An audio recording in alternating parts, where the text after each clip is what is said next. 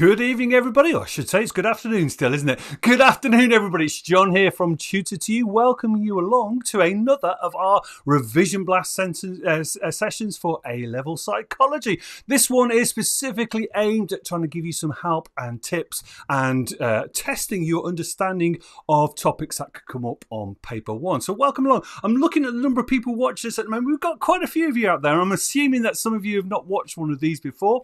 If not, welcome. What we're going to do is we're going to have a series of fast-paced, quick activities over the next half an hour or so. Anne and Rosey are going to be delivering them. If you'd like to join in, please do. We'd love to see your responses in the chat window.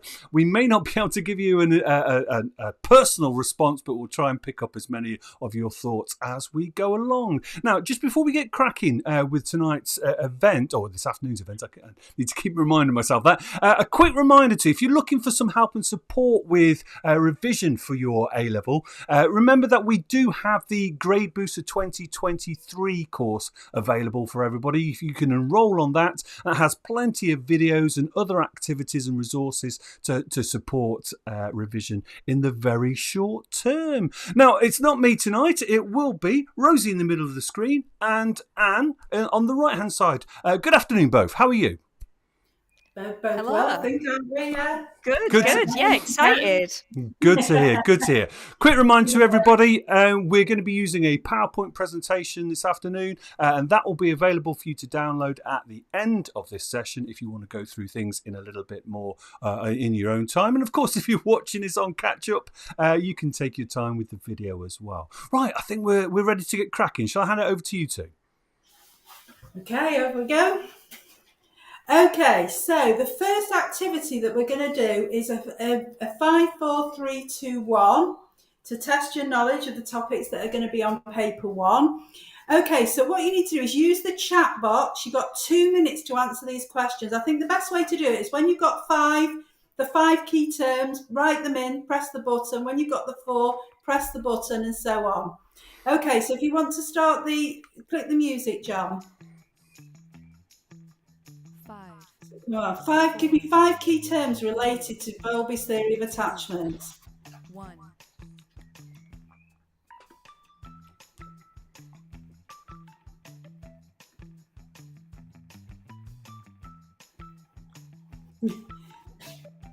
To be a bit quicker. Yeah, I think between you getting them. Okay, then go on to 4. You've only got 2 minutes for all of them. So go on to 4 countries or cultures studied in Van Eisendoorn's study of attachment, cultural differences in attachment. Yeah, I think we've got, oh, well done. Somebody's come in with all 5 together. Fantastic. I don't know how to say that. Kickty? I don't know. Kickty? Hannah, well done in there. And there was one in the UK. You're right, Holly. Yeah, we'll go on 3 behaviours used to assess attachment in the strange situation. Let's go on to that one.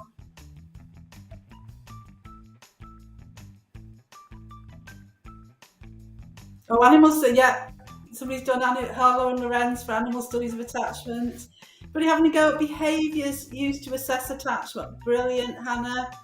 Hannah Banana there, yeah. Strange anxiety, reunion, separation. Romanian orphan study. Great Mercy, yeah. Oh, Rossa, yeah. Anybody know another one? There is another one. We've got some geese and monkeys. Well, that's what they studied, yeah. Got Sundus with Rossa. That's a Romanian orphan study. Anybody know a different one?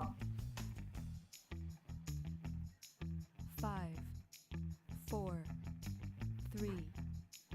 Zena, well done, Abby. Yes, Zena. That's another one. That's fantastic. Okay, John. So if you just want to run through our answers then. So the 5 key terms related to Bowlby's theory of attachment, I think between you got all of those. Okay, 4 countries or cultures studied in Van Eisendoorn's study. I think we had a few extra ones as well. So somebody said the UK. Any others that you can think about on there? Any other countries that we haven't put there? I think somebody had China. Yes, that's another one. Well done. That's Strife coming up there. Germany, Sweden. Okay, so if we look at three behaviours, I think a few of you got the three behaviours. Yes, Netherlands, yeah. Stranger anxiety, separation anxiety, and response to reunion. Those are the main things that you were looking at, to decide what type of attachment the children had. Anybody quickly give me the three types of attachment? The three main types.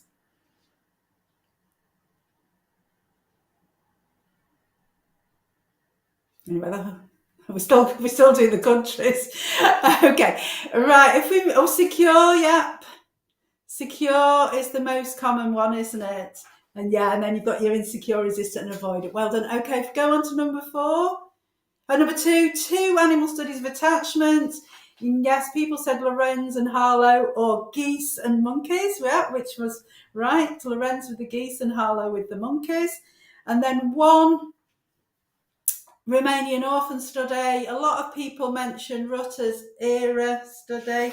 And then when I was probing for another one, quite a few people said Xena. I don't know if that's how you say it. The Bucharest Early Intervention Project. So that's another Romanian orphan study. Okay, so well done, because that was really kind of quick fire. Yep, era. Well done, Tom. Okay, so I'm going to pass over to Rosie now, and she's going to do the second activity. Thank you very much, Anne. Good afternoon, everybody. So we are going to move over into the topic of memory now. So this is very simple, true or false. I would like a T or an F into the chat box, and some of us have started already. Long-term memory is encoded acoustically. Is that true or false? Wow, we are getting a lot of answers through on this one. Lots and lots of falses. Yeah. Okay, excellent. So false is the correct answer. Which part of short... oops, gave away the answer there. Tell you what, I'll change my question. How does long-term memory code information then? Excellent. So I've got Aisha, Arisa, Zara, all coming through the correct answer. Semantically, of course, is the correct response. So long-term memory codes semantically. Let's have a look at the next question from memory. There are 3 slave, also called subsystems, to the working memory model. Is that true or false? Let's have a look at this one, right? More of a mix of answers coming through on this one. The majority we're tipping towards true. A couple of falses coming in. Let's have a little chat about this one. Let's have a look at the correct answer. So the correct answer is true, although it does depend which version of the working memory model we are looking at. So in 2000, Badley actually added the episodic buffer. So the correct answer is 3. But if you were thinking of an earlier version of the model, there are 2 slave systems. But obviously we must know the most recent version of that. Let's move on to the next memory question. So Peterson and Peterson did the serial digit span study. Is that true or false? Let's have a look. Very impressive responses coming through tonight. Really, really, really good. False. False is what is coming through on the vast majority of student answers here. Okay, let me flip this around then. False is the correct answer. Which aspect of memory did Peterson and Peterson study? So which aspect of memory did Peterson and Peterson study? Let's challenge you a little bit more. Okay, I've got some good responses coming through. Lots of people are writing the word trigrams. Which part of memory were they looking at? The duration, good. Excellent. So loads of people, more people than I can acknowledge. I do apologise. We've got the duration of short-term memory. Of course, it is the consonant trigram study. Very well done. Excellent knowledge on there. Let's have a look at our final memory question. Simply paying attention to information in the short-term memory enables transfer to the long-term memory. Is this true or false? Let's have a look at what is coming through. Okay. Mainly false coming through. Let's see. Couple of trues. Oh, some people are using some key terms here.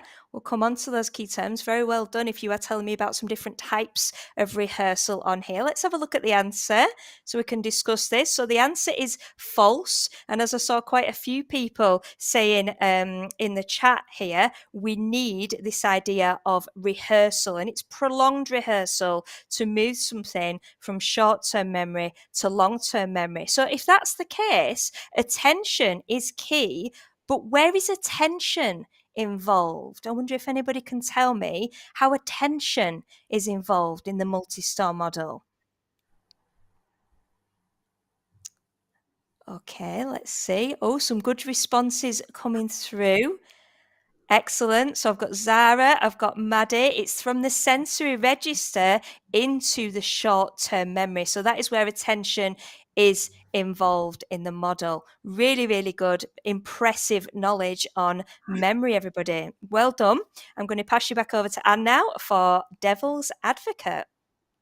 Okay, so in this little activity, just going to talk a little bit about skills. Up to now, we've been kind of testing your knowledge, but here we're talking about skills and evaluation skills, because a really good way to evaluate something and to get like a sort of discussion element is to make an evaluation point and using the Peel structure or the Berger structure, but then to bring in a counter argument or the however. And that's why we call it devil's advocate, because you're arguing from one side and then you come back with an argument for the other side. So if you start with a weakness and then you go on in the however to give a strength. So I can see some of you started here, but if you were saying like a weakness of Milgram's study into obedience is it can be argued that Milgram's experiment doesn't demonstrate real life events of obedience, and due to the artificial nature of the lab, this can cause higher levels of obedience because the situation's unfamiliar. Then, however, how would you argue that back? Now, some of you have already started to do that. Some of you have said Sheridan and King, the puppy study, because you're quite right, because they used real, it's a horrible experiment, but the participants actually thought they were giving low-level shocks, and then they anaesthetized the puppy so it looked like it was dead. So it was more realistic, and they still showed high levels of obedience. I was just going to say, can anybody give me another study? Kira, Hoffling didn't replicate it exactly. What did Hoffling do in their study? Because it wasn't an exact replication. What was particularly different about it? Why it backs Milgram up?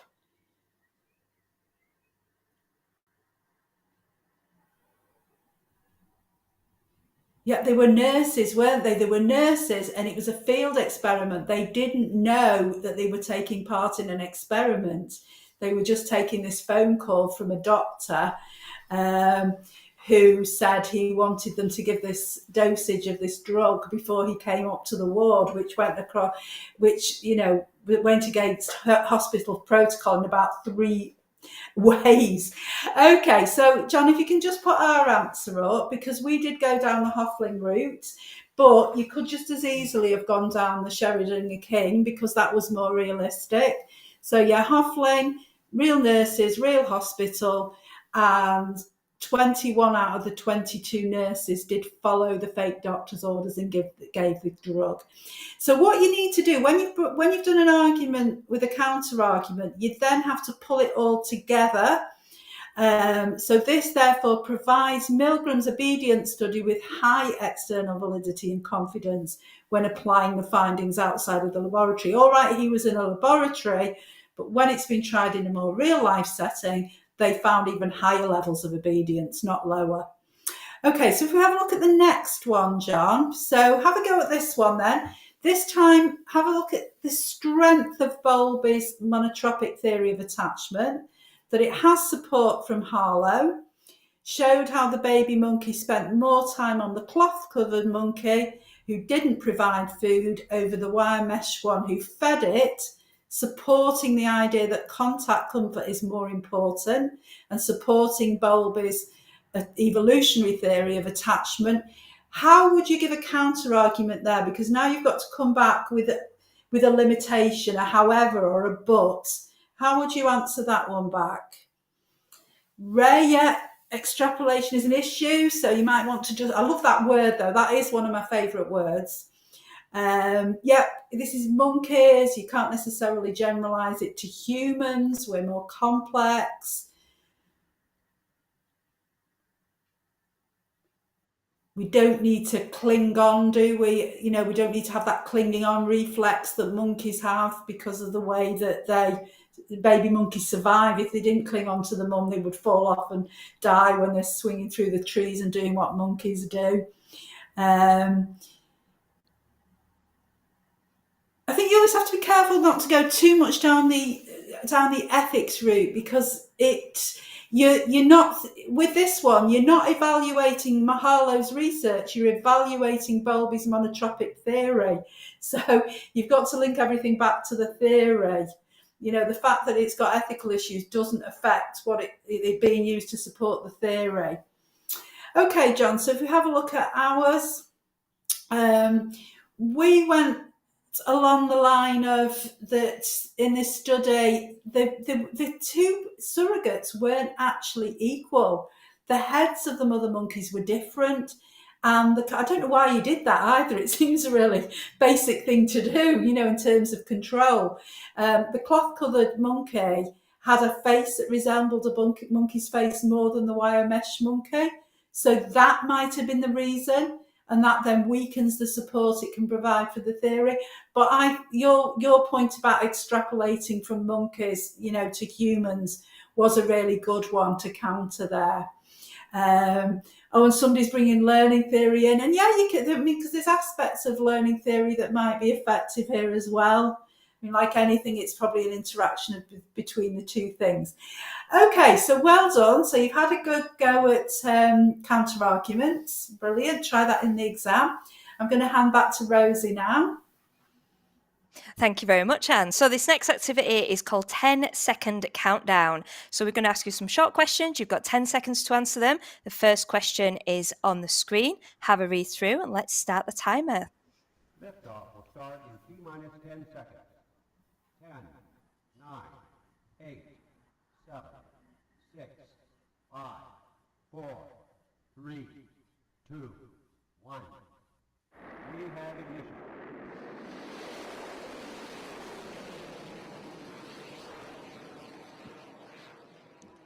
Okay, excellent. Getting some really good responses through on here. I think most students know the proportion out of 14, which is absolutely fine. So we'll have the correct answer up on the screen, which is 86%, which, guys, that's the same as 12 out of 14. So if you're sat there thinking, well, I only knew the 12 out of 14, that's absolutely fine. So this is obviously from Bowlby's 44 Thieves study. And 14 of the thieves were shown to be affectionless psychopaths. And of those 14, it was the 12 who'd experienced that prolonged period of separation. So well done. Strong start. Let's have a look at the next 10-second countdown. Here it comes. Let's start the timer. Liftoff will start in T-minus 10 seconds. 10, 9, 8, 7, 6, 5, 4, 3, 2, 1. We have ignition. Okay, just wait for the rocket to take off. Lots of correct answers coming through on here. Very, very impressive. Let's have a look at the answer on here. It is insecure avoidant. You might not have thought of it in that way before, kind of the overall, because it is split really, the findings, into thinking about kind of Western and non-Western cultures. Which was the most common attachment type that Van Eijendorn and Kroonenberg found? So this was the second most common. Good. So the most common, excellent. More answers that I can see, of course. It's secure attachment. This study is named on the specification, so it's a good idea to be really, really familiar with it. Excellent attachment knowledge there, guys. So we're going to move back over to Anne now for the bubble game. Okay, so this one, there might be more than one answer to this one. It's not just one, so you could even all four could be correct. Okay, so question one. How does the cognitive interview improve accuracy of eyewitness testimony? Which two answers? Just use the ABCD. Which answers are correct there?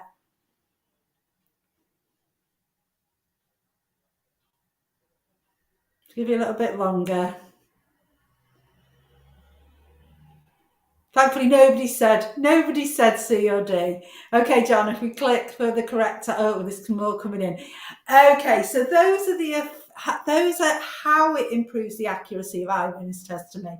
That it disrupts the effects of expectations and schemas, encourages different retrieval paths. C and D are both techniques used in the cognitive interview. So, again, using the chat, can anybody tell me any of the other techniques that are used?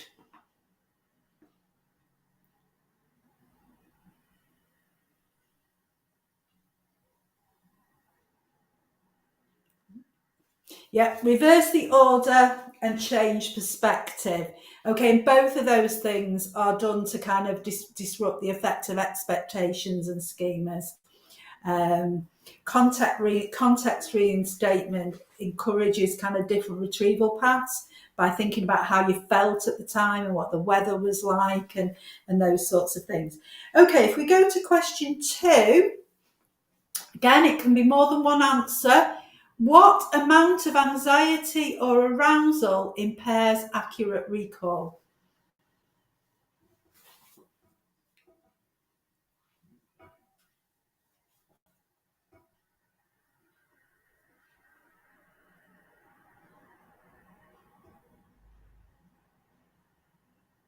Oh, some of you really know your stuff, don't you? Impair it, make it worse. Not make it better, make it worse.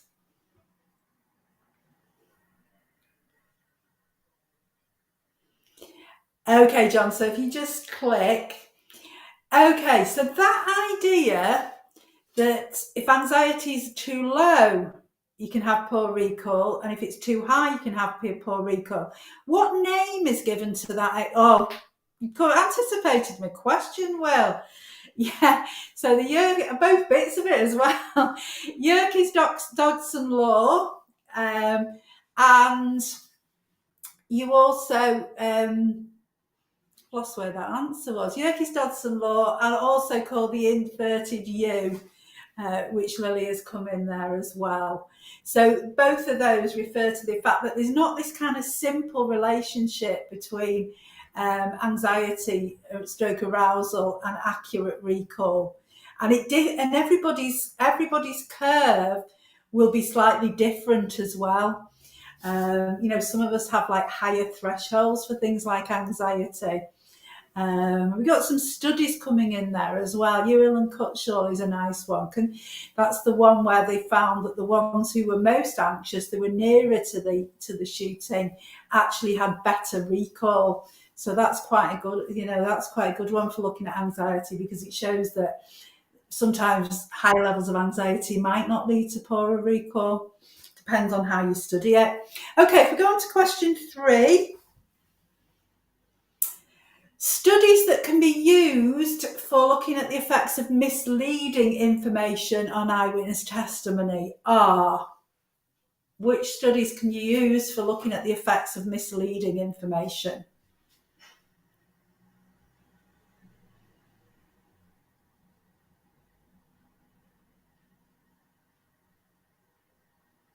Got lots of C's. I think that's your classic, that's your go-to one, isn't it, for misleading information?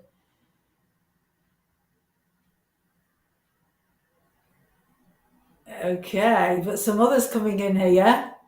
Okay, let's click on the answer and then we'll have a think about this. Okay, so C, absolutely, C all the way. Loftus and Palmer, the car crash with the 4 verbs.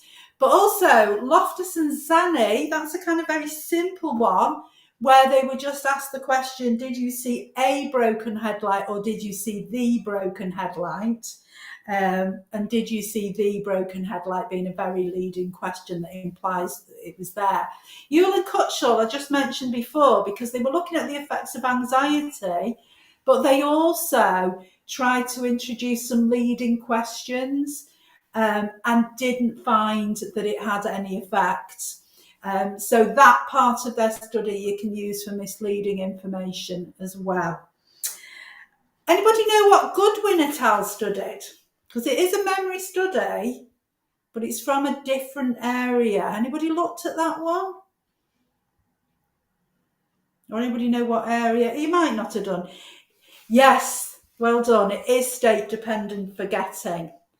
I think it was the one with, yes, sober drunk hiding money. Yeah, and they needed to be in the same state to actually find it again, which does often happen in real life as well. So that's quite an interesting study. Okay, well done. Some of you really know your stuff here. Okay, so I'm going to hand you back now, back to Rosie. Thank you, Anne. So we've been really, really impressed so far with the quality of the knowledge you guys have got. It's really fantastic. We're going to move on to looking at OCD and specifically biological explanations of OCD, which is an area that students can find quite tricky. So I can see lots of you started answering true or false. You've got into the swing of things now, which is absolutely brilliant. To this question, the only specific gene linked to OCD so far is the COMT gene. Let's have a look on here, and the vast majority of us are saying false. And you've even preempted my next question, so I was going to ask you, what genes do you know of that may be linked? So I've got 5-HT1D beta being mentioned. I've got the SERT gene being mentioned as well. If you haven't heard of the gene which is on the screen, that is responsible for an enzyme that breaks down dopamine. So if there are issues with that gene, then that can impact dopamine levels. It makes them higher. So this can be something which is associated with OCD. Let's have a look at the next question and see how we do at this. So Taylor, 2013, analysed findings of previous studies and found evidence of up to 230 different genes that might be involved in OCD. Pretty much unanimous here on the chat, showing our excellent knowledge once again.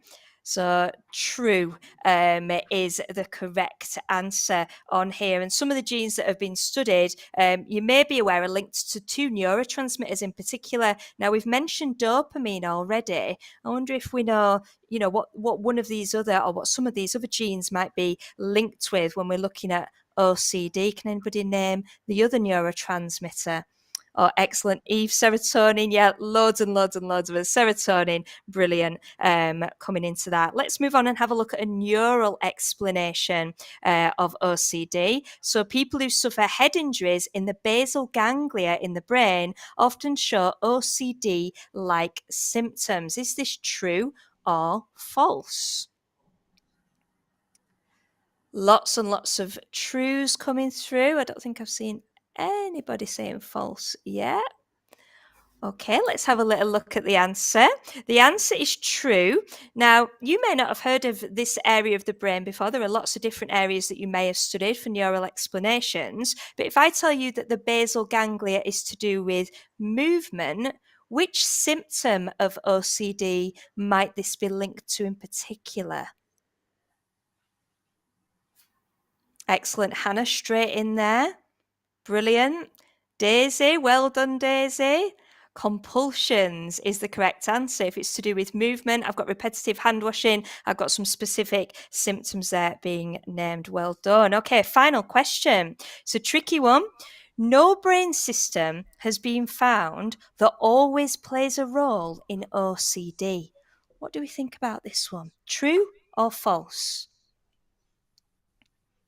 Okay, answers coming through a little bit slower on this one. We're not quite as confident. Okay, the starting to come through now. Okay, very much a false is what we are seeing come through. Let's see if we are right. Okay, so this is true. So when we're looking at this, there's usually an issue with, something like the basal ganglia being hypersensitive, or possibly an issue with the orbitofrontal cortex.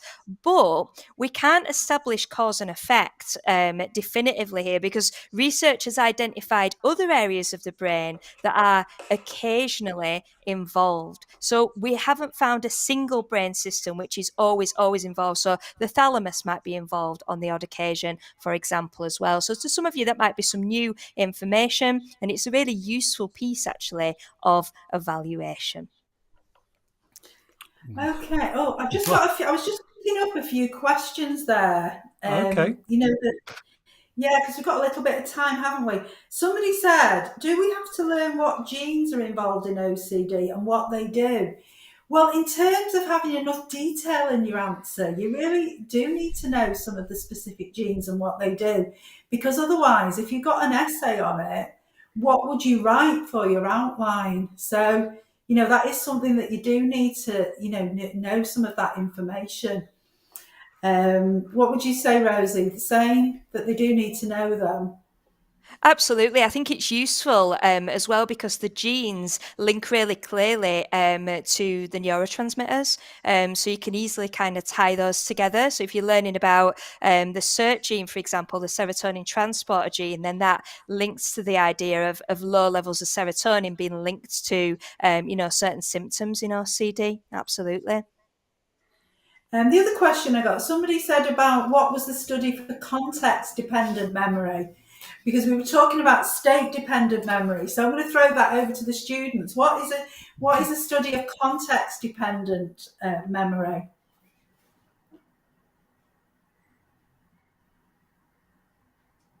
It's always a little bit of a hold on, a bit of a lovely. Yep, Godden and Badley, Godden with the deep sea divers. Yeah, that's fabulous. There were so many questions coming there. Next week tomorrow we've got another session that's like this with activities and things. But next week we've got a couple of exam clinics, and they're more where you can just throw in questions in the chat. And we'll be there and we'll be answering those questions, because obviously tonight there were so many questions coming in the middle of the activities that we could only pick up a few of those. Brilliant. Thanks ever so much for that, Anne. Yeah, and thank you for the response. I tell you what, tonight was the first night where I thought we actually had telepathic students. Students who were actually answering questions before they were asked. I suppose it is psychology, isn't it? So well done to everybody who contributed tonight. Some absolutely superb answers. And thank you for being involved. If you found tonight useful, it would be great if you give us a little thumbs up on YouTube, because that helps us get our name out there around the rest of the world. Massive thank you, of course, to Anne and to Rosie for delivering that. That was absolutely superb stuff. Brilliant. Anne's mentioned it already. We're back again tomorrow night. So please do join us then. A quick reminder that the PowerPoint that we've been using tonight will be available for you to download as well if you want to spend a little bit more time. And of course, this has been recorded, so you can re-watch the whole thing all over again. So until tomorrow night, I'll say goodbye. Goodbye to Anne, goodbye to Rosie, and goodbye to everybody else. Goodbye. Bye. Bye. See you tomorrow.